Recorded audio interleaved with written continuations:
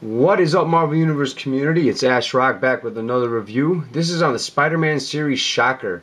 I picked this bad boy up about a week ago. Bought him online on eBay from Canada. He's really only available in Canada, certain parts of Asia, and I want to say certain parts of Europe as well. I'm not entirely sure. If you're from Europe, you can let me know that answer.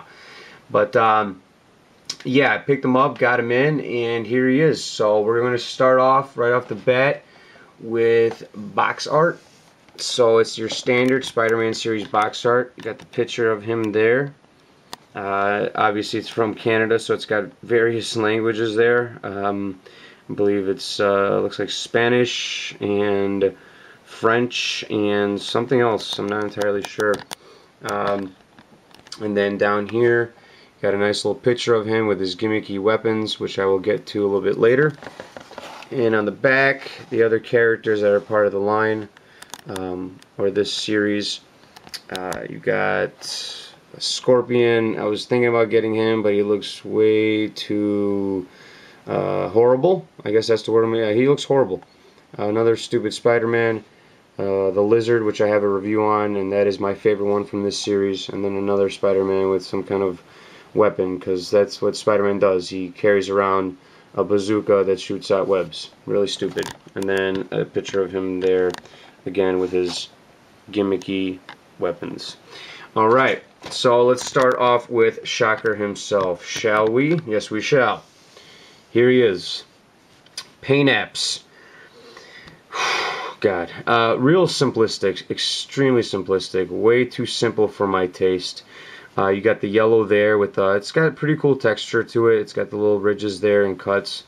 It comes all the way around here, and then the brown on the pants and on the vest, which comes all the way around. It is a little bit of a glossy finish, as you can see there, a tad bit glossy, and then also the gloves are brown as well. And then his face sculpt, his head. Let's zoom in a little bit for that. So you can tell he's obviously wearing a mask, which is really, really neat. More brown on top, which comes all the way around back here. And then the skin color tone on his skin popping out a little bit with the blue eyes. Excuse me, I just burped. Oh, and I just farted as well. It was a silent one, so I better hurry up with this review so I could clear out the room. But, I mean, that's really it. And then obviously the silver belt here. For paint apps, I don't know. I think for me personally, it's a little too simple for my taste. I'm going to give him a 2 out of 5. I know what you guys are thinking, like, oh god, where's this review going? But 2 out of 5 for the paint apps, way too simple.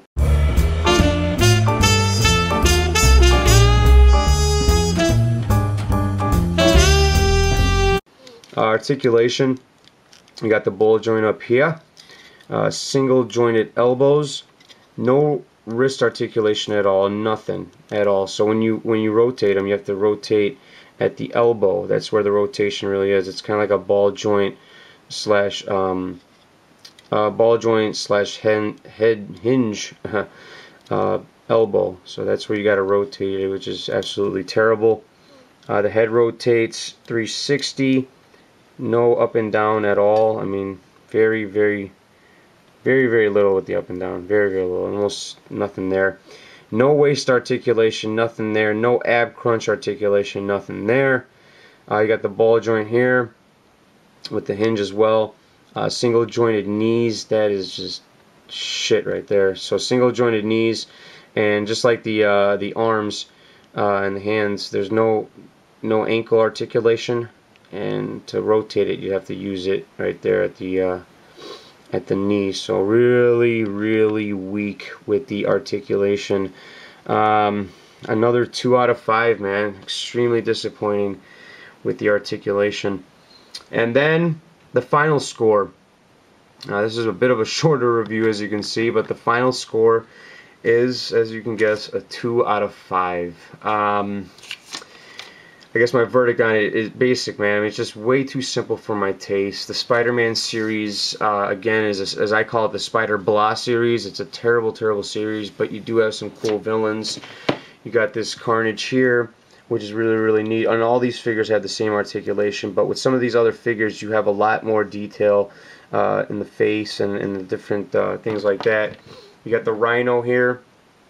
Oh man, there goes his stupid thingy-majiggy. This thing always falls off. Got to keep the plastic wiring on it, or else it's going to keep falling off.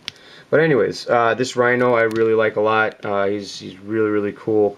Again, a lot more detail, shading and stuff like that. This Venom here, which is very difficult to find, but this is a really cool Venom. Probably going to review him in a couple weeks.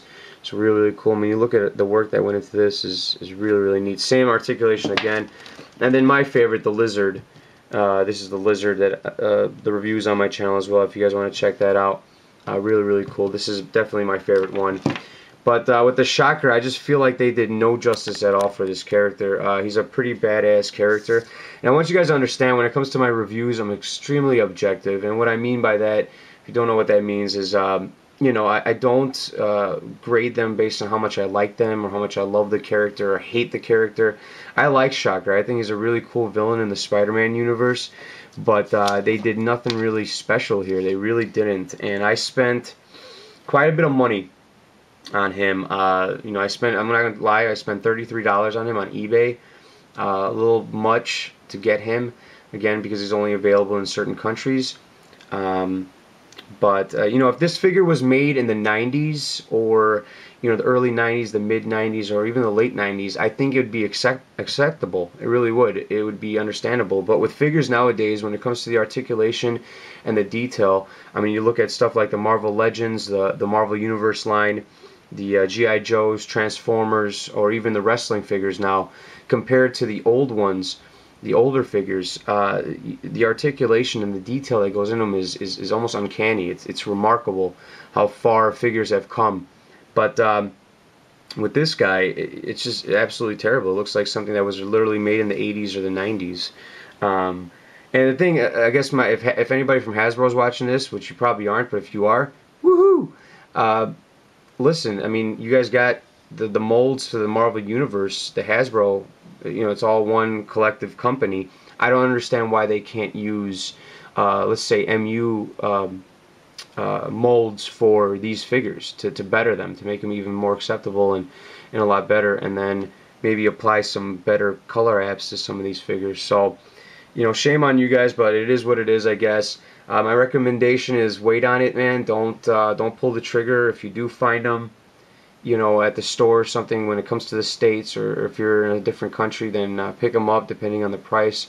But do not buy them online. Don't go to eBay. Don't go to Amazon and spend that kind of shitty money. It's just not worth it in my idea. And again, that's my opinion. You guys don't have to follow that. So thanks again for watching. The Fantastic Four review will be up mañana, which means, what's mañana? Tomorrow. It will be up tomorrow. So thank you guys again. Have a good one. Peace.